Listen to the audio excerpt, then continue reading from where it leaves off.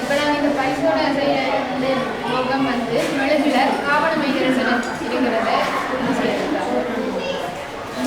நாங்கள் இங்கே மெழுகுதிரியை போது இங்கேருந்து சுவாலையூடாக வெளியேற வழி வந்து இதுக்குள்ளாக உருவெடுக்கிறதுக்காக இந்த உறிஞ்சியை பயன்படுத்தி நாங்கள் உறிஞ்சுவோம்.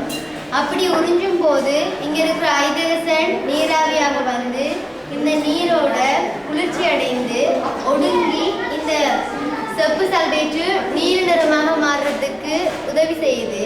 அதே மாதிரி அங்கே இருக்கிற கார்பன் வந்து இருக்கிற உறுதி செய்யறதுக்காக கார்பன் தகனம் அடைஞ்சு கார்பனீர் ஆக்சைடாக மாறி இங்கே இருக்கிற சுண்ணாம்பு நீர் வந்து பால் நிறமாக மாறும். தெளிந்த சுண்ணாம்பு நீர் ஃபர்ஸ்ட் ஸ்டார்டிங்கில் ஒரு தூய நீர் கலரில் இருக்கும். அது கார்பனீர் அப்படி போயிட்டு இங்கே பால் நிறமாக மாறுறதுனால இப்போ இந்த கலருக்கு வந்துடும்.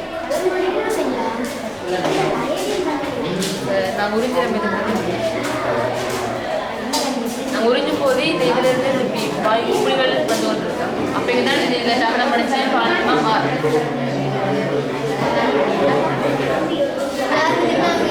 கொஞ்சம் காய்ச்சி எடுத்து செப்பு சல்பேட்டு வச்சிருக்கோம். ரெண்டாலும் இதில் கொஞ்சம் நீர் இருக்குதான், ஆனால் இது ரெண்டுக்கும் வித்தியாசம் தெரியுது. இதன் மூலம் எங்களுக்கு இந்த பரிசோதனை மூலம் விளங்குற இதில் 2 அவதானம் இருக்கு. ஒன்று வந்து நீரற்ற செப்பு சல்பேட் ஹைட்ரஜன் வந்து நீராவியாக போய் அது நீல நிறமாக மாற்றுது. இன்னொன்று வந்து கார்பன் வந்து தகனம் பண்ணிட்டு கார்பன் ஆக்சைடாக போய் பால் நிறமாக மாற்றுது. 2வது இதில் வந்து நாங்கள் விளங்கி கொள்வது வந்து இந்த மெழுகுல கார்பனும் ஹைட்ரஜனும் இருக்கின்றதை வடிவாக தெளிவாக விளங்கிக்கணும்.